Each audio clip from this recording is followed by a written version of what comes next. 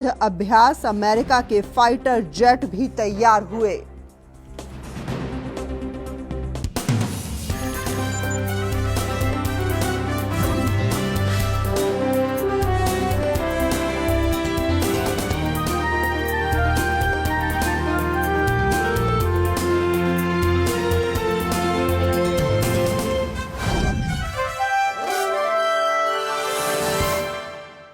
नमस्कार, देश दुनिया में आपका स्वागत है। आपके साथ मैं हूं सुधा शर्मा। ये खबरों की शुरुआत करते हैं। आपको बता दें कि साउथ चाइना सी को लेकर चीन और अमेरिका के बीच में तनाव बढ़ता हुआ नजर आ रहा है। एक तरफ अमेरिका ने आरोप लगाया है कि चीन की सेना दक्षिण चीन सागर में आक्रामक व्यवहार कर रही है, वहीं चीन का आरोप है कि अमेरिकी राष्ट्रपति चुनाव को देखते हुए ट्रंप प्रशासन माहौल को भड़काने में जुटा है। बढ़ते तनाव के बीच चीन के जंगी जहाजों ने युद्ध का लाइव अभ्यास किया है। इस बीच अमेरिका ने अलास्का में F-35 फाइटर जेट को अलर्ट मोड में तैयार कर दिया है। चीन के साथ बढ़ते तनाव के बीच अमेरिका के रक्षा मंत्री मार्क एस्पर ने कहा है कि चीन की सेना दक्षिण चीन सागर में लगातार आक्रामक रुख अख्तियार कर रही है। उन्होंने कहा है कि चीनी सरकार कोरोना वायरस को लेकर उस पर लग रहे आरोपों से ध्यान भटकाने और अपनी छवि को सुधारने के लिए झूठी सूचनाएं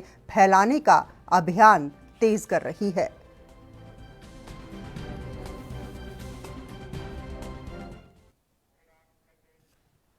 और आइए खबरों में आगे बढ़ जाते हैं। आपको बता दें कि अमेरिका के राष्ट्रपति ट्रंप ने कहा है कि देश में कोरोना वायरस का प्रकोप कम हो रहा है और ये युद्ध अब अगले चरण में पहुंच चुका है।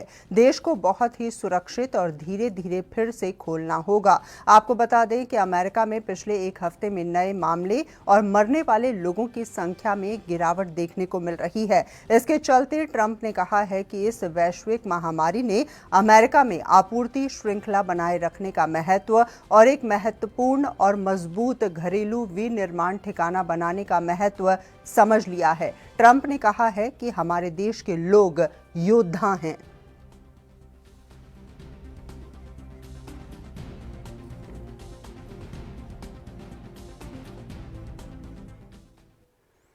और साथ ही खबरों में आगे बढ़ते हुए अब बात कर लेते हैं इटली की। जी हां, आपको बता दें कि इटली ने दावा किया है कि उसने कोरोना महामारी का टीका तैयार कर लिया है। इटली की सरकार ने कहा है कि उसने एंटीबॉडीज को ढूंढ निकाला है जिसने मानव कोशिका में मौजूद कोरोना को खत्म कर दिया है।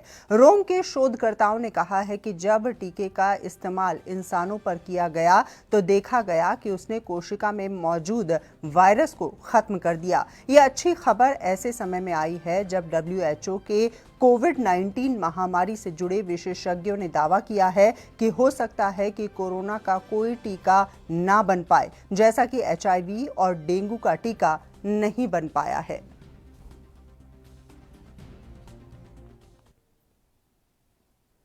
और अब बात करते हैं नासा की। जी हां, आपको बता दें कि अंतरिक्ष एजेंसी नासा की भारतीय मूल की अमेरिकी अंतरिक्ष यात्री सुनीता विलियम्स ने कोरोना वायरस महामारी को लेकर लागू वैश्विक यात्रा प्रतिबंधों के चलते अमेरिका में फंसे भारतीय छात्रों को इस अवसर का इस्तेमाल ये सोचने के लिए करने की सलाह दी है कि वो समाज के लिए सार्थक और सकारात्मक योगदान कैसे दे सकते हैं। सोशल मीडिया मंचों पर आयोजित संवाद के दौरान उन्होंने भारतीय छात्रों के अनुभव की तुलना एक अंतरिक्ष यान के अंतरिक्ष में होने की, जहां आप बाहर नहीं निकल पाते हैं, आपको अपने परिवार और दोस्तों को देखने, उन्हें गले लगाने का मौका नहीं मिल पाता है, ऐसे मौके से तुलना की है।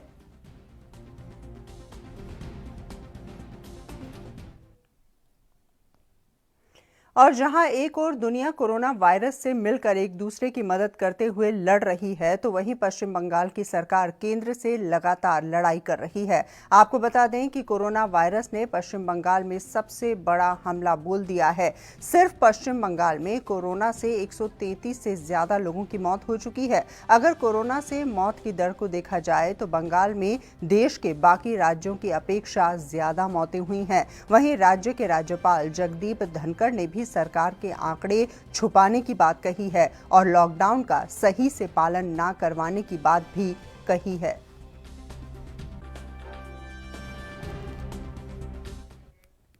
और वहीं उत्तर प्रदेश के प्रधान सचिव स्वास्थ्य अमित मोहन प्रसाद ने प्रदेश में कोरोना की स्थिति को लेकर जानकारी दी है। इस दौरान उन्होंने बताया है कि कोविड-19 एक्टिव मामलों की संख्या 1831 पर पहुंच चुकी है, जिनमें से 1080 मरीज ठीक हो चुके हैं और लगातार ऐसे मरीज भी हैं जो दम तोड़ रहे हैं। कल जो सैंपल्स भेजे गए उनकी संख्या 3871 और जो प्रयोगशालाओं में कल जो जांच की गई उनकी संख्या 4469। जो पीछे का बैकलॉग है उसको हम लगातार क्लियर कर रहे हैं, क्योंकि जब हमने अपनी कैपेसिटी को बढ़ाया है एग्रेसिव टेस्टिंग के लिए, हम सैम्पलिंग बहुत कर रहे थे तो थोड़ा बैकलॉग हो गया था। अब वो जैसे जैसे हमारी टेस्टिंग कैपेसिटी बढ़ रही, वो बैकलॉग हमारा निरंतर क्लियर हो रहा है। अब तक हमारे प्रदेश में पब्लिक सेक्टर और प्राइवेट सेक्टर मिलाकर के 1,05,501 सैंपल्स की टेस्टिंग हो चुकी है। कल आपको मैंने बताया था कि कल हम लोगों ने 1 लाख का आंकड़ा पार किया था। 1,05,501 105,501 कल भी पूल टेस्टिंग की गई। प्रदेश की प्रयोगशालाओं में 259 पूल लगाए गए, जिनमें से 19 पूल पॉजिटिव आए और 240 नेगेटिव आए। पूल टेस्टिंग के माध्यम से 1247 सैंपल्स की टेस्टिंग की गई। इस समय कुल 1997 पेशेंट्स आइसोलेशन वार्ड्स में एडमिटेड हैं, चाहे वो मेडिकल कॉलेज के आइसोलेशन वार्ड हो या फिर हमारे जो चिकित्सालय हैं उनके आइसोलेशन वार्ड्स हों। फैसिलिटी क्वारंटाइन में 11,003 लोग इस समय हैं और जो हमारी रिकवरी की परसेंटेज है वो निरंतर बढ़ रही है। नेशनल जो परसेंटेज है रिकवरी का वो 28.71 है, जबकि इस समय उत्तर प्रदेश की रिकवरी का परसेंटेज 36.37 हो चुका है। हमारी रिकवरी निरंतर बढ़ रही है, पेशेंट ठीक होकर के घर जा रहे हैं। आज एक कैबिनेट ने एक इम्पॉर्टेंट अध्यादेश का प्रारूप उन्होंने पारित किया है, माननीय मंत्रिपरिषद ने, जो the Uttar Pradesh public health and epidemic diseases control ordinance 2020 कहलाएगा। तो उत्तर प्रदेश में आपने सुना किस तरह से मामले सामने आ रहे हैं। हालांकि जिस तरह की आबादी है उत्तर प्रदेश में, उस लिहाज से अगर देखा जाए तो वाकई में मामले काफ़ी कम हैं। 20 से 22 करोड़ की आबादी है उत्तर प्रदेश की, और ऐसे में जो आंकड़े हैं कहीं ना कहीं ज़रूर अच्छे कहे जा सकते हैं। आइए खबरों में आगे बढ़ जाते हैं। आपको बता दें कि देश भर में कोरोना के मामलों में लगातार तेजी से वृद्धि होती हुई नजर आ रही है। इसके चलते देश भर में लॉकडाउन जारी है और लॉकडाउन की वजह से देश की आर्थिक स्थिति काफी कमजोर हो चुकी है। वहीं हर राज्य केंद्र सरकार से अपना बकाया पैसा मांगने के साथ ही राज्य सरकार के लिए अलग से आर्थिक मदद और सपोर्ट करने की बात कह रही हैं। इसी मामले को लेकर राजस्थान के डिप्टी सीएम सचिन पायलट ने कहा है कि केंद्र सरकार की तरफ से प्रदान की जाने वाली वित्तीय सहायता काफी कम है। इसके साथ ही उन्होंने कहा है कि नरेंद्र मोदी सरकार को चाहिए कि वो राज्य सरकारों और जरूरतमंदों के लिए जल्द पैकेज की घोषणा करे। अगर नरेंद्र मोदी सरकार अब मदद नहीं करेगी तो कब करेगी? इंतजाम करना राज्य सरकार कर रही है, और केंद्र सरकार से कई बार हमने कहा कि स्टेट स्पेसिफिक फंडिंग होनी चाहिए। आर्थिक मदद कोई सरकार से अभी तक आई नहीं है। जो थोड़ा मोड़ा पैकेज की अनाउंसमेंट की थी शुरू में, वो एक जनरल पैन इंडिया पैकेज था, लेकिन स्टेट्स को जब तक आप आर्थिक ताकत नहीं देंगे, आमदनी हमारी खत्म हो चुकी है, जीएसटी का पैसा नहीं मिल रहा है, एक्साइज का पैसा नहीं मिल रहा है, इंडस्ट्री ठप है, फैक्ट्रियां बंद हैं, आमदनी नहीं होगी तो सरकारें काम कैसे करेंगी? और खासकर अब जबकि हमें अपने मेडिकल इंफ्रास्ट्रक्चर को और मजबूत बनाना है, इतनी बड़ी महामारी हो रही है, केंद्र सरकार का जो अब तक जो खर्चा उन्होंने किया है, अगर आप कंपेयर करेंगे बाकी देशों के आंकड़ों से, तो मैं समझता हूँ लगभग ना के बराबर किया है। एक बहुत बड़ा आर्थिक पैकेज केंद्र सरकार को देना चाहिए दो तरह। एक, जो राज्य सरकार हैं उनको आर्थिक मदद मिलनी चाहिए, और जो गरीब लोग हैं जो रोजी रोटी से आज वंचित हैं, उनके खातों में सीधा पैसा ट्रांसफर करना चाहिए। और अगर सरकार इस समय भी अपना दिल बढ़ाने रखेगी और खजाने नहीं खोलेगी, अनाज के भंडारों को नहीं खोलेगी, तो कब खोलेगी? किसका इंतजार कर रहे हैं वो लोग? और वहीं जम्मू कश्मीर की अगर बात की जाए तो यहां पर कोरोना के मामले लगातार बढ़ते हुए नजर आ रहे हैं। खासकर कश्मीर में हर रोज 20 से 25 मामले ऐसे हैं जो पॉजिटिव आ रही हैं। हालांकि जम्मू प्रांत में काफी कम केसेस हैं, लेकिन अब इधर यहां पर केसेस बढ़ना शुरू हो चुका है। देश भर में लॉकडाउन का तीसरा चरण चल रहा है। वहीं अगर जम्मू की बात करें तो जम्मू में कल 3 केस आए हैं, जिसके बाद जम्मू को रेड जोन घोषित कर दिया गया है। और इस वक्त हम जम्मू के नई बस्ती और अशोकनगर इलाके में हैं। आप देख सकते हैं अशोकनगर इलाके में एक केस आने के बाद पूरे इलाके को सील कर दिया गया है। तारबंदी जो है वो कर दी गई है। पुलिस के जवान यहाँ पर मौजूद हैं। हालांकि ये बाज़ार जो है पूरी तरह से रौनक में रहता था, क्योंकि यहाँ पर सब्जी लगती है, हलवाई की दुकानें यहाँ पे हैं। और जब से ये लॉकडाउन केस सामने आया है उसके बाद से लगातार इस इलाके को सील कर दिया गया है। मैं आपको दिखाऊं तो ये पूरा इलाका यहाँ पर पूरा इलाका जो है वीरान पड़ा हुआ है। यहाँ कोई दुकान नहीं खुली है, सिर्फ मेडिकल शॉप ही जो है वो ही खोली गई हैं। वहीं प्रशासन ने आपको बताऊं कि सुबह 7 बजे से लेकर शाम 7 बजे तक सिर्फ उन लोगों को बाज़ारों में निकलने की इजाज़त दी है जिनके पास कर्फ्यू पास हैं, उन्हीं को निकलने की इजाज़त दी है। और रात को 7 बजे के बाद प्रशासन ने कर्फ्यू लगा दिया है। आपको बताऊं कि कश्मीर के अंदर कोरोना के मामले काफ़ी ज़्यादा हैं, लेकिन जम्मू की अगर बात करें तो जम्मू में मामले नहीं थे। लेकिन जिस तरह से बाहरी राज्यों से लोग यहाँ पे आ रहे हैं, उसको देखते हुए प्रशासन ने ज़िले को रेड जोन घोषित कर दिया है। वहीं कल 3 मामले आने के बाद यहाँ पर कोरोना का ग्राफ जो है थोड़ा बढ़ा है। Ravindra Kumar Shrivastava, ANB news, Jammu. और वहीं हरियाणा में शराब के ठेके खोले गए हैं। वहीं पंचकुला की बात करें तो जिले में कुछ ठेके खोले गए हैं, लेकिन कुछ ठेके स्टॉक न होने के चलते बंद पड़े हैं। वहीं शराब की दुकानें खुलने की कड़ी में पुलिस कमिश्नर और अन्य अधिकारियों ने जिला दफ्तर में मुख्यमंत्री के साथ वीडियो कॉन्फ्रेंसिंग के जरिए बैठक की। इसके चलते पुलिस कमिश्नर सौरभ सिंह ने कहा है कि शराब के ठेकों के बाहर सोशल डिस्टेंसिंग रखने की हिदायत दी गई है। इसके साथ ही नियमों का पूरा पालन किया जाएगा। देखिए, शराब के जो हमारे ठेके हैं ये आज से खुले थे। और इसमें एक तो सोशल डिस्टेंसिंग है, ये बहुत इम्पोर्टेंट मुद्दा है। तो इसमें सभी ठेकों के बाहर पेंट से और बैरिकेडिंग इत्यादि की प्रबंध किए गए हैं, जिससे कि कभी सोशल डिस्टेंसिंग के कारण जो ये महामारी है उस पर प्रभाव ना पड़े। तो पंचकुला ज़िले में अभी तक कोई ऐसी किसी भी ठेके पे भीड़ भाड़ इत्यादि की समस्या नहीं आई। कुछ एक जगहों पे लाइन ज़रूर है, लेकिन सोशल डिस्टेंसिंग नॉर्म्स का पूर्णतः पालन हो रहा है। देखिए, संभावना थी कि इसमें चूँकि काफ़ी दिनों बाद ये ठेके खुले हैं तो लोगों की उसकी तरफ प्रवृत्ति होगी कि शराब खरीदने के लिए या ठेकों से, लेकिन इस प्रकार का रुझान पंचकुला में नहीं देखा गया। और कोई इस प्रकार की भीड़ या बेतरतीब तरीके से ठेकों के बाहर माहौल नहीं देखा गया है। फिर भी हम इस पर पूर्णतः नज़र बनाए हुए हैं और हमारा पुलिस की भी ड्यूटी लगी है इस बारे में। देखिए, MHA के गाइडलाइन के मुताबिक इंटर स्टेट मूवमेंट पे पाबंदी है। तो चंडीगढ़ में हम जो वैलिड पासधारी हैं, जिन्होंने पासेस ले रखे हैं या एसेंशियल सर्विसेज हैं या डॉक्टर्स या जो हेल्थ वर्कर्स हैं, उनके जाने की केवल मूवमेंट अलाउड है। शेष सभी लोगों को हम उनके कागज़ चेकिंग करते हैं।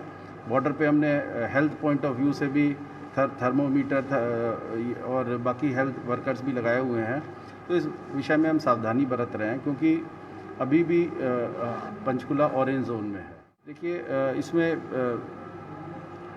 ये जो कोरोना के खिलाफ लड़ाई है, इस संबंध में जो बातें थी वही रिट्रेट करी गई हैं और बाकी अन्य प्रशासनिक मुद्दों पे बात हुई है, जिसको हम आपको शेष बाद में बताएंगे। और खबरें अभी और भी हैं, लेकिन उससे पहले यहाँ रुकेंगे एक बहुत ही छोटे से ब्रेक के लिए। आप देखते रहिए देश दुनिया।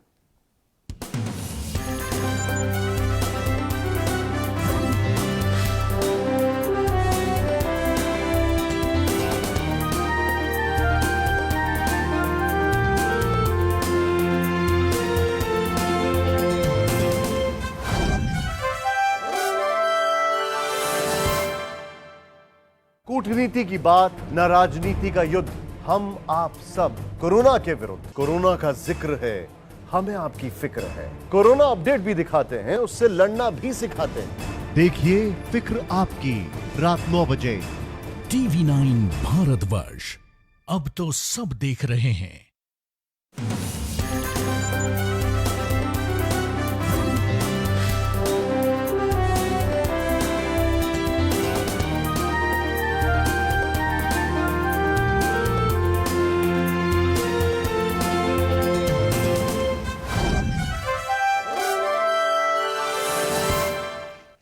ब्रेक के बाद एक बार फिर से आपका स्वागत है। आइए खबरों में आगे बढ़ जाते हैं। आपको बता दें कि कोरोना वायरस के ट्रैकिंग ऐप आरोग्य सेतु में सुरक्षा मानकों का कोई उल्लंघन नहीं हो रहा है। सरकार ने एक फ्रांसीसी हैकर के दावे के जवाब में ये बात कही है। इस पर बोलते हुए साइबर एक्सपर्ट पवन दुग्गल ने क्या कुछ कहा है, आप भी सुनिए। हाल ही में जो खबर आई है कि प्राइवेट हैकर ने, एथिकल हैकर ने आरोग्य सेतु टीम को बताया कि उनके इस आरोग्य सेतु ऐप में कुछ सेंध करने के पॉइंट्स हैं जिनको अप्रोप्रिएटली एड्रेस किया गया। आरोग्य सेतु टीम का कहना है कि उनका तमाम सारा आर्किटेक्चर जो है संपूर्णतः सही है और कोई ब्रीच नहीं हुआ है। नहीं ब्रीच हुआ है, बहुत अच्छी बात है, लेकिन सवाल उठता है कि आप किले के अंदर बैठे हैं, केवल ये कह देना कि किला सुरक्षित है, उससे किला सुरक्षित नहीं होता। आपको किले के हर पॉइंट को जाकर सुरक्षित करना है ताकि दुश्मन बाहर से ना आ सके। ठीक यही प्रकार से एनालॉजी अप्लाई करती है आरोग्य सेतु की साइबर सुरक्षा को लेकर। मैं मानता हूं कि इस पर चेष्टाएं की गई हैं कि इसको सुरक्षित बनाया जाए। और साथ ही आपको बता दें कि उत्तर प्रदेश के कई मजदूर जम्मू में काम करते हैं। पिछले कई महीनों से लॉकडाउन के कारण वो काफ़ी ज़्यादा परेशान हो गए थे और पैदल ही अपने घर के लिए निकल पड़े, लेकिन पुलिस ने उनको रास्ते में ही रोक लिया। उनके खाने और साथ में रहने की व्यवस्था भी की गई। वहीं उत्तर प्रदेश के लगभग 20 से 25 मजदूर आज जम्मू से पैदल ही निकले थे और नदी को पार कर ये जम्मू शहर से गुजर रहे थे, जहां पुलिस ने इनको पकड़ा। आप देख सकते हैं अपने टेलीविजन स्क्रीन पर किस तरह से मजदूरों को रोका गया है। पुलिस ने इनके खाने पीने की व्यवस्था तो की है, लेकिन मजदूर अपने घर जाने की जिद पर अड़े हुए हैं। लॉकडाउन का तीसरा चरण चल रहा है और जम्मू को रेड जोन किया गया और ऐसे में प्रवासी मजदूर जो हैं वो घरों को पैदल ही निकल पड़े हैं। आप देख सकते हैं यहाँ पर तवी पुल जो है, यहाँ पर काफ़ी मजदूर जो हैं यहाँ पर बैठे हुए हैं। हालांकि पुलिस और प्रशासन के द्वारा इनको आगे नहीं जाने दिया गया है, क्योंकि इनका कहना है कि हम लोग जो हैं जहाँ पर रह रहे थे वहाँ पर मालिक ने इनसे किराया मांगा है और ये किराया देने के बाद इनके पास कुछ नहीं बचा है और ये अब अपने घरों को निकल रहे हैं। आप देख सकते हैं यहाँ पुलिस और द्वारा जो इन लोगों को बिठाया गया है, पूरा सोशल डिस्टेंसिंग का ध्यान रखा गया है। हम लोग आपको बताना चाहते हैं कि यहाँ पर जो है काफ़ी मज़दूर जो हैं रहते हैं, काम करते हैं। कुछ मज़दूर हमारे साथ हैं, उनसे बात करने की कोशिश करते हैं। आपका क्या नाम है? प्रदीप कुमार। प्रदीप, आप कहाँ जा रहे हैं? आप यहाँ काम करते हैं, क्यों निकल रहे हैं घरों से? सर यहाँ पर हम लोग को कुछ व्यवस्था नहीं है खाने का और पीने का, तो हम क्या करेंगे। हम लोग यूपी जा रहे थे, जो हमारे पास पैसा था जब तले था वो खाएँ, और फिर गाँव से फिर मंगाए तो मकान मालिक ले लिया, बोला मुझको रूम का भाड़ा चाहिए। हम लोग बोले कि रूम का भाड़ा माफ़ हो गया है, तो बोल रहा है कि हमको रूम का भाड़ा मतलब वो माफ़ का नहीं मतलब हमको रूम का भाड़ा चाहिए। फिर हम लोग से ज़बरदस्ती करने लगा वो, तब हम लोग क्या करें, डर के मारे दे दिए। कितने लोग आप इकट्ठे निकल रहे हैं गाँव के लिए? यही सभी लोग हैं, इतने लोग निकल रहे हैं, पूरे लोग। हाँ, काफ़ी 50 लोग। तो गांव जाने की ललक, खास करके घर जाने की ललक हम कहें तो हर एक को होती है, लेकिन इस कोरोना काल में एक स्थान से दूसरे स्थान पर जाने के लिए लोगों को काफ़ी ज़्यादा मुश्किलें होती हैं और कोरोना के इस महामारी में बीमारी का खतरा भी रहता है। कुछ और लोग हैं। कितने लोग आप यहाँ पे मौजूद हैं? यहाँ पे हम लोग 40-50 लोग मौजूद हैं। हम लोग घर जाने की व्यवस्था नहीं है। सरकार यहाँ पे कोई व्यवस्था, सब जगह से गाड़ी चल रही है, दिल्ली, मुंबई, लखनऊ सब जगह से गाड़ी चल रही है, जम्मू से कोई गाड़ी ही नहीं चल रही है। क्या करेंगे हम लोग यहाँ पे? वैसे शाम से भूखे प्यासे पड़े हैं, 24 घंटे हो गए, कुछ खाए तक नहीं है।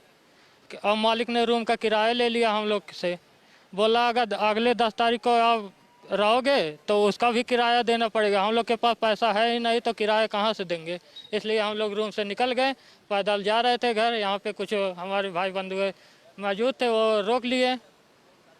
तो क्या सुन सकते हैं, हालांकि प्रधानमंत्री नरेंद्र मोदी ने साफ कहा था कुछ जो मजदूर हैं उनके जो रह रहे हैं किराए पे, उनसे किराया ना लिया जाए।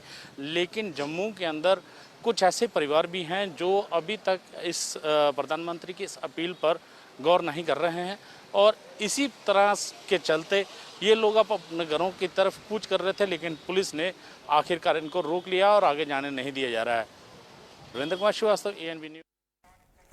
तो वाकई में आपने देखा किस तरह से लोग परेशान हैं और एक बार फिर से अपने घर वापस लौटना चाहते हैं। आगे बढ़ते हुए अब बात उत्तर प्रदेश की। जी हां, आपको बता दें कि उत्तर प्रदेश में सहारनपुर के देवबंद में कोरोना संकट काल में देवबंद ने ताज़ा फतवा जारी कर दिया है। फतवे में कहा गया है कि लॉकडाउन के दौरान बैंक के ब्याज से तंगहाल और ज़रूरतमंद लोगों की सहायता की जा सकती है। दरअसल दारुल उलूम देवबंद से कर्नाटक के एक व्यक्ति ने सवाल पूछा है कि हमारी मस्जिद के बैंक अकाउंट में जमा रकम पर इंटरेस्ट की काफी रकम बनती है। मौजूदा हालात में जब खाने कमाने वाला तबका काफी परेशान है, तंगहाल है, तो ऐसे में क्या बैंक के ब्याज से परेशान लोगों की सहायता की जा सकती है? जवाब में उलूम के मुफ्तियों ने अपने फतवे में कहा है कि बैंक में जमा रकम पर इंटरेस्ट के नाम से जो सूद दिया जाता है वो शरीयत की नज़र में हराम और नाजायज़ है। सूद की इस रकम को व्यक्तिगत रूप से या फिर मस्जिद के लिए इस्तेमाल करना सही नहीं है। लॉकडाउन के दौरान इस रकम से परेशान लोगों की सहायता की जा सकती है।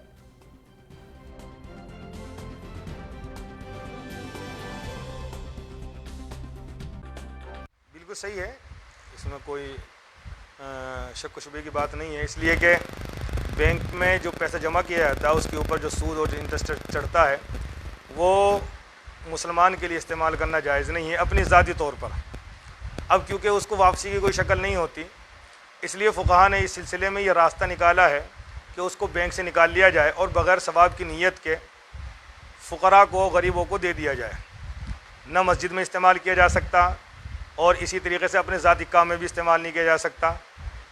लिहाजा बस इसका एक ही मसरफ़ है कि वो फ़ुक़रा को और गरीबों को दे दिया जाए। हत्ता कि जो मस्जिद हैं, मस्जिदों के जो फ़ंड होते हैं और वो बैंक में जमा होते हैं उनके पैसे, उसके ऊपर अगर ब्याज चढ़ रहा है तो मस्जिद की जो कमेटी है और ज़िम्मेदारान हैं उनको चाहिए कि वो जो इंटरेस्ट का पैसा है वो निकाल कर गुरबा में तकसीम कर सकते हैं। ख़ास तौर पे इस मौके पर जो लॉकडाउन का मौका चल रहा है, इसमें बहरहाल बहुत सारे ज़रूरतमंद हैं, कुछ सामने हैं, कुछ सामने नहीं है, तो चाहिए कि ऐसा पैसा गुरबा में तकसीम कर दिया जाए। और वहीं देश की राजधानी दिल्ली और चंडीगढ़ के बाद आज हरियाणा में शराब के ठेके खोल दिए गए हैं। वहीं दुकानदारों का कहना है कि शराब की दुकान के बाहर वो सोशल डिस्टेंसिंग का पूरा ख्याल रख रही हैं। वहां पर हमारे संवाददाता पहुंचे, उन्होंने लोगों से बातचीत की है, आप भी देखिए।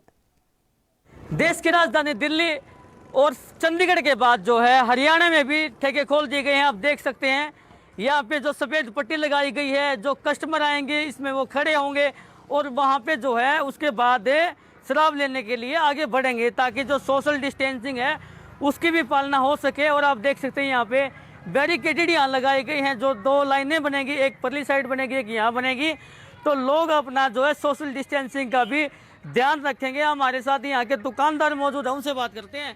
सर, कितने दिनों बाद जो है दुकानें खुली हैं? ये 28 तारीख को बंद हुई थी, रात खुली है, कम से कम एक महीना 4-5 दिन के बाद।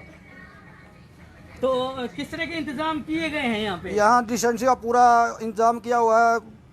आदमी से आदमी की 5 गज की दूरी रहेगी, बीच में पाइप लगा रखे हैं, इकट्ठे नहीं हो लोग।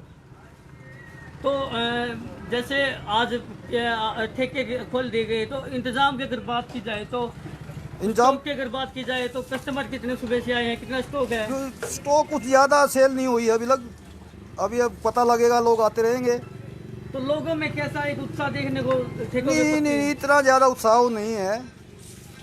लेकिन जो लोग हैं पहले जो है ब्लैक में लोग शराब पीने को मजबूर, उनसे तो ठीक है, अब उनको सस्ती मिल रही है, उनसे तो अच्छी शराब मिल रही है, अच्छी क्वालिटी मिल रही है। तो अगर बात की जाए तो सुबह से कितने लोग आपके पास आते? सुबह से कम 150 के करीब लोग आ चुके हैं। तो ठेकों पर जैसे दिल्ली की अगर बात करें या फिर बिहार की बात करें तो लंबी लंबी लाइनें देखने नहीं, यहाँ कोई लाइन नहीं, आप आ चुके हो, आपने देख लिया, यहाँ कोई इतनी लंबी लाइन नहीं है, कस्टमर इक्का दुक्का आता है। तो कस्टमर के लिए किस तरह के यहाँ पे इंतजाम किए गए हैं? जैसे ये आपने बैरिकेड लगा, हाँ बैरिकेड लगा दिया है, डिस्टेंस के लिए गोल दायरा बना रखा है, लोगों को आपस में दूरी उचित रहे, आगे ये ना गात ना मिले, आपस में दूरी बरकरार रहे उनकी।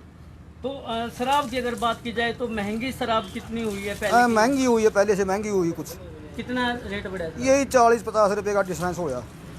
तो अगर बात की जाए तो जो फिलहाल लोग हैं वो दारू लेने के लिए, शराब लेने के लिए ठेकों पर आए हुए हैं? हाँ आए हुए हैं, आते हैं। क्यों पहले ब्लैक से लेते थे, महंगी पीते थे ब्लैक से, अब ठेकों में सस्ती मिल रही है उनको, तो इसलिए आ रहे हैं। क्वालिटी ठीक मिलेगी, कच्ची का भरोसा नहीं है, पी कर मर भी जाए। दुकान पर शराब लेने आता है तो पहले जो है उसके हाथ भी धुलवाए जाएंगे, सैनिटाइज किया जाएगा। और हालांकि आप देख सकते हैं यहाँ पे बैरिकेड भी लगाए गए हैं ताकि जो लोग हैं वो सोशल डिस्टेंसिंग की पालना करें, और जो कस्टमर जो यहाँ पे आएंगे तो उसके जो है हाथ भी जो है सैनिटाइज से धुलवाए जाएंगे। और जिस तरीके से जो लोग पहले ब्लैक में शराब पीते थे, आज उन पूरे हरियाणा के अंदर ठेके खोल दिए गए हैं, वो अपने जो है शराब ले सकते हैं यहाँ से, और लोगों को सोशल डिस्टेंसिंग का भी लोग पालन करेंगे।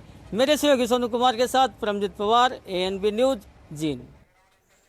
और वहीं राजस्थान के मारवाड़ के राणावास में कोरोना ने घरों में फिर से पुराने दिन लौटा दिए हैं। इसके चलते दादा दादी और नाना नानी की कहानियों का दौर फिर से शुरू हो चुका है। बच्चे ज्यादातर समय बुजुर्गों के सानिध्य में बिता रही हैं। 1 महीने से बच्चे दादा दादी और नाना नानी के साथ खेल रही हैं। लॉकडाउन के दौरान घर में बैठे बच्चे टीवी और मोबाइल से पूरी तरह से बोर होने के बाद अब कहानियां पढ़ने और सुनने में समय बिता रही हैं। बच्चे दादा दादी से रामायण और महाभारत के किस्से कहानियां सुन रही हैं, तो कभी पंचतंत्र के अलावा और भी कहानियां उन्हें सुनाई जा रही हैं। माता पिता भी बच्चों की बदलती रुचि को देखकर काफी ज्यादा खुश हैं। उनका कहना है कि लॉकडाउन ने बच्चों और बड़ों सभी की जीवन शैली को बदल दिया है।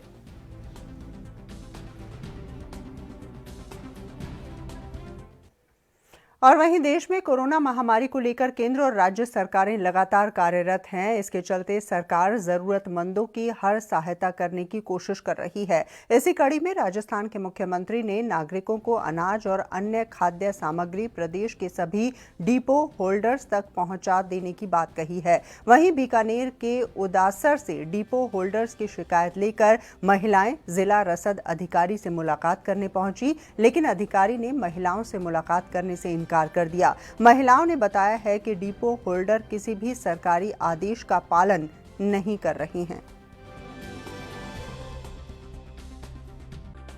ये सारे लोग बाग पीछे जो मेरे लोग बाग खड़े हैं, ये उदासर से आए हुए हैं, बिल्कुल ग्रामीण आदमी, इनको कुछ भी किसी भी चीज़ का कोई नॉलेज नहीं है। ठीक है, इनके पास राशन कार्ड है, फिर भी इनको राशन नहीं मिल रहा है। क्यों नहीं मिल रहा है? DSO से बात करो तो कहते हैं साहब इनका नाम खाद्य सुरक्षा से नहीं जुड़ा हुआ है जी। तो ये खाद्य सुरक्षा से नाम क्यों नहीं जुड़वाया? इसलिए नहीं जुड़वाया कि साहब कभी इनको खाद की जरूरत ही नहीं पड़ी, क्योंकि ये अपना खुद कमाते थे, रोटी खा रहे थे।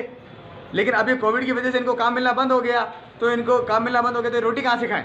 तो रोटी खाने के लिए इनको राशन तो चाहिए। राशन के लिए राशन कार्ड जाते हैं कि साहब आपका राशन से नाम नहीं जुड़ा हुआ, इसलिए आपको राशन नहीं मिल सकता। और वो जुड़ाने के लिए क्या करना पड़ेगा? साहब SDM साहब के पास जाओ, अब उसका 15 दिन में फैसला होता है, महीने भर में फैसला होता है, तब जाके आपका नाम जुड़ेगा, तब आप DSO आपको ऑफिस दे। अरे ये कौन सा तरीका है? जनता को आज अगर कोई महामारी आई है, उसकी वजह से अगर काम बंद है, तो उस काम के लिए जिसके पास राशन कार्ड उसको राशन दीजिए। अभी 2 दिन पहले मुख्यमंत्री ने घोषणा की थी, आधार कार्ड के आधार पे आप राशन दे सकते हैं हर डिपो होल्डर। कोई सिर्फ घोषणा मात्र थी, वो सिर्फ एक घोषणा मात्र है। हकीकत में जाके देखिए, किसी को भी आधार कार्ड के आधार पर कोई राशन नहीं दे रहा है। और तो और एक अंधे व्यक्ति है, उसको भी राशन नहीं दिया जा रहा है।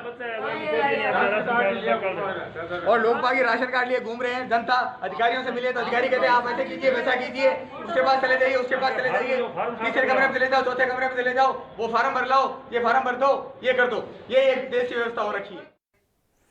तो आपने देखा किस तरह से राजस्थान में कुछ लोग काफ़ी ज़्यादा परेशान हैं, राशन उन्हें नहीं मिल पा रहा है और इसको लेकर तमाम अधिकारियों के दफ्तरों के चक्कर वो काट रही हैं। बहरहाल इसी के साथ देश दुनिया में फ़िलहाल के लिए बस इतना ही। मुझे दीजिए इजाज़त। नमस्कार।